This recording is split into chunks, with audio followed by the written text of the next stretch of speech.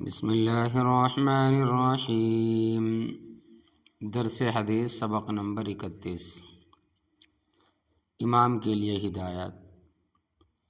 حضرت عبداللہ ابن عمر رضی اللہ تعالی عنہ سے روایت ہے کہ رسول اللہ صلی اللہ علیہ وسلم نے فرمایا، تم میں جو اچھے اور بہتر ہو ان کو اپنا امام بناؤ، کیونکہ تمہارے رب اور مالک کے حضور میں وہ تمہارے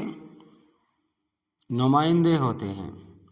یہ بات بالکل ظاہر ہے کہ امام اللہ تبارک و تعالیٰ کے حضور میں پوری جماعت کی نمائندگی کرتا ہے، اس لیے خود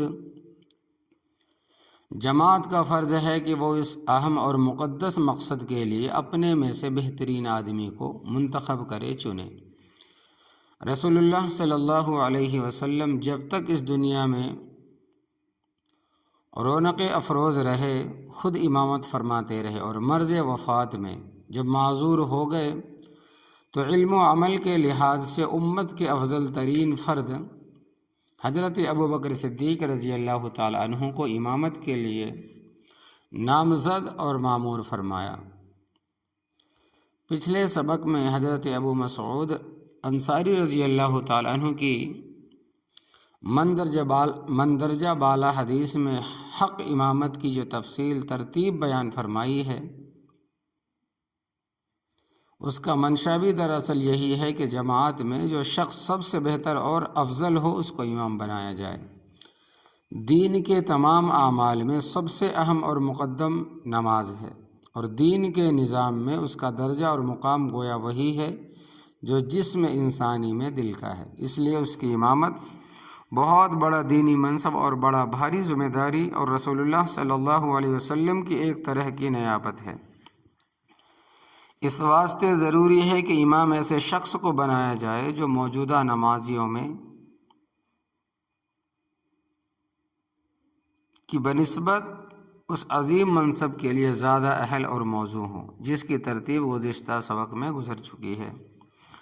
حضرت ابو ہریرہ رضی اللہ تعالیٰ عنہ سے روایت ہے کہ رسول اللہ صلی اللہ علیہ وسلم نے فرمایا،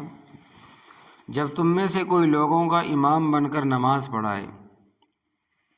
تو چاہیے کہ ہلکی نماز پڑھائے، یعنی زیادہ لمبی نہ ہو، کیونکہ مقتدیوں میں بیمار بھی ہوتے ہیں اور کمزور بھی اور بوڑھے بھی، جن کے لیے طویل نماز باعث تکلیف ہو سکتی ہے۔ اور جب تم میں سے کسی کو بس اپنی نماز کے لیے پڑھنی ہو تو جتنی چاہے پھر اس کے بعد لمبی سورت پڑھو۔ بعض صحابہ کرام رضی اللہ تعالی عنہم جو اپنے قبیلے یا محلے کی مسجدوں میں نماز پڑھاتے تھے، اپنی عبادتی ذوق و شوق میں بہت لمبی نماز پڑھاتے تھے، جس کی وجہ سے بعض بیمار یا کمزور یا بوڑھے یا تھکے ہارے مقتدیوں کو کبھی کبھی بڑی تکلیف پہنچتی تھی۔ اس غلطی کی اصلاح کے لیے رسول اللہ صلی اللہ علیہ وسلم نے مختلف موقعوں پر اس طرح کی ہدایت فرمائی۔ آپ کا منشا اس سے یہ تھا کہ امام کو چاہیے کہ وہ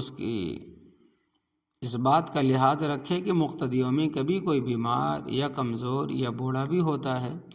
اس لیے نماز زیادہ طویل نہ پڑھایا جائے۔ یہ مطلب نہیں کہ ہمیشہ اور ہر وقت کی نماز میں بس چھوٹی چھوٹی صورتیں ہی پڑھی جائے،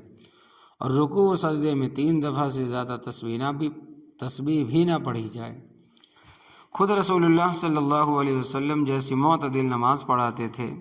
وہی امت کے لیے اس بارے میں اصل معیار اور نمونہ، اور اسی کی روشنی میں ان ہدایات کا مطلب سمجھانا چاہیے۔ قیس ابن ابی حازم سے روایت ہے کہ مجھ سے ابو مسعود انصاری رضی اللہ تعالی عنہ نے بیان کیا کہ ایک شخص نے رسول اللہ صلی اللہ علیہ وسلم کی خدمت میں عرض کیا کہ یا رسول اللہ صلی اللہ علیہ وسلم، بخدا میں فلاں شخص کی وجہ سے صبح کی نماز میں شریک نہیں ہوتا، مجبوراً اپنی نماز الگ پڑھتا ہوں، کیونکہ وہ بہت لمبی نماز پڑھاتے ہیں جو میرے بس کی نہیں ہے۔ حدیث کے راوی ابو مسعود انصاری رضی اللہ تعالیٰ عنہ بیان کرتے ہیں کہ رسول اللہ صلی اللہ علیہ وسلم نے پھر اس بارے میں خطبہ دیا، اور میں نے کبھی آپ کو وعظ اور خطبے کی حالت میں اس دن سے زیادہ غضبناک کبھی نہیں دیکھا۔ پھر اس خطبے میں آپ نے فرمایا کہ تم میں سے بعض لوگ وہ ہیں جو اپنے غلط طرز عمل سے اللہ تبارک و تعالیٰ کے بندوں کو دور بھگانے والے ہیں۔ جو کوئی تم میں سے لوگوں کا امام بنے اور ان کا نماز پڑھائے تو اس کے لیے لازم ہے کہ مختصر نماز پڑھائے، کیونکہ ان میں ضعف بھی ہوتے ہیں، ضعیف بھی ہوتے ہیں، کمزور بھی ہوتے ہیں، بوڑھے بھی ہیں، حاجت والے بھی ہیں، تھکے ہارے بھی ہیں۔ یہ صحابی جن کی طویل نماز پڑھانے کا واقعہ اس حدیث میں مذکور ہوئی ہے، حضرت ابن کعب رضی اللہ تعالیٰ عنہ ہے۔ اسی قسم کا ایک دوسرا واقعہ حضرت معاذ رضی اللہ تعالیٰ عنہ کا بھی مروی ہے، جس کا خلاصہ یہ ہے کہ وہ عام طور سے نماز عشاء دیر کر کے پڑھتے تھے۔ ایک دن حسب معمول نماز دیر سے شروع کی اور اس میں سورہ بقرہ پڑھنی شروع کر دی۔ مقتدیوں میں سے ایک صاحب نے، جو بیچارے دن بھر کے تھکے ہارے تھے، کھیت میں کام کرنے والے تھے یا مزدوری کرنے والے تھے یا باغوں میں کام کرنے والے تھے، نیت توڑ کے اپنی الگ نماز پڑھی اور چلے گئے۔ آخر معاملہ نبی کریم صلی اللہ علیہ وسلم تک پہنچا۔ آپ نے حضرت معاذ رضی اللہ تعالیٰ عنہ کو ڈانٹا اور فرمایا، اے معاذ، کیا تم لوگوں کے لیے باعث فتنہ بننا چاہتے ہو اور ان کو فتنے میں مبتلا کرنا چاہتے ہو؟ آگے اسی حدیث میں ہے کہ آپ نے ان سے مایا فرمایا کہ والشمس وضحاہا اور واللیل اذا یغشا اور والضحی واللیل اذا سجا اور سبح اسم ربک الاعلی، یہ صورتیں عشاء کی نماز میں پڑھا کرو۔ تو یہ وہ حدیث ہے۔